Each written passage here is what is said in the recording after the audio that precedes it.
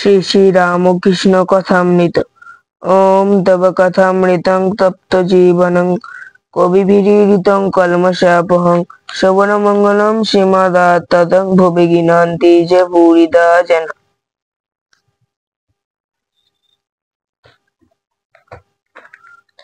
1883 8ই April. পঞ্চম পরিচ্ছেদ, গৃহস্থ ও কর্মযোগ। ঠাকুরবাড়িতে শ্রী শ্রী ভবতারিণী, শ্রী শ্রী রাধাকান্ত ও দ্বাদশ শিবের পূজা শেষ হইল। ক্রমে ভোগারতির বাজনা বাজিতেছে। চৈত্র মাস, দ্বিপ্রহর বেলা। ভারী রৌদ্র, এইমাত্র জোয়ার আরম্ভ হইয়াছে। দক্ষিণ দিক হইতে যাওয়া হইয়াছে। পুতশ্লীলা ভাগীরথী এইমাত্র উত্তর বাহিনী হইয়াছেন। ঠাকুর আহারান্তে কক্ষমধ্যে একটু বিশ্রাম করিতেছেন। রাখালের দেশ বসিরহাটের কাছে। দেশের গ্রীষ্মকালে বড় জলকষ্ট।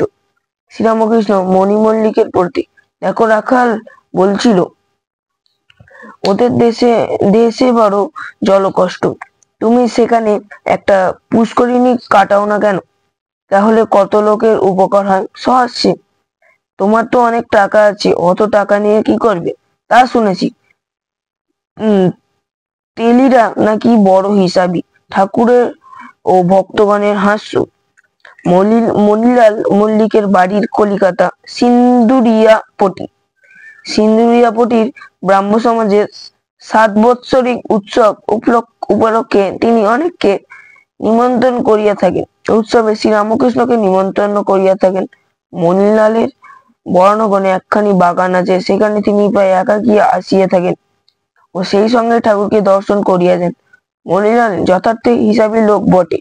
সমস্ত গাড়ি ভাড়া করিয়া বরানগরে প্রায় আসেন না। ট্রামে চাপিয়া প্রথমে শ্যামবাজারে আসেন, সেখানে শেয়ারের গাড়ি চাপিয়া বরানগরে আসেন। অর্থের অভাব নাই। কয়েক বৎসর পরে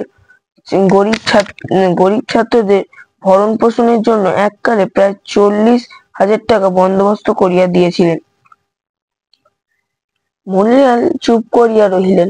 কিছুক্ষণ পরে এই কথা ও কথার পর কথার পিঠে বলিলেন, মহাশয় পুষ্করিণীর কথা বলেছিলেন, তা বললেই হয়। তা আবার তেলিফেলি বলা গেল। ভক্তেরা কেউ কেউ মুখ টিপিয়া হাসিতেছেন, ঠাকুরও হাসিতেছেন। ওম নিরঞ্জনাং মিথ্যাং অনন্তরূপং ভক্তানুকম্পাধিত বিগ্রহং বৈ ঈশাবতারং পরমেশ মিড্ডং তং রামকৃষ্ণ শিরসা নমামি।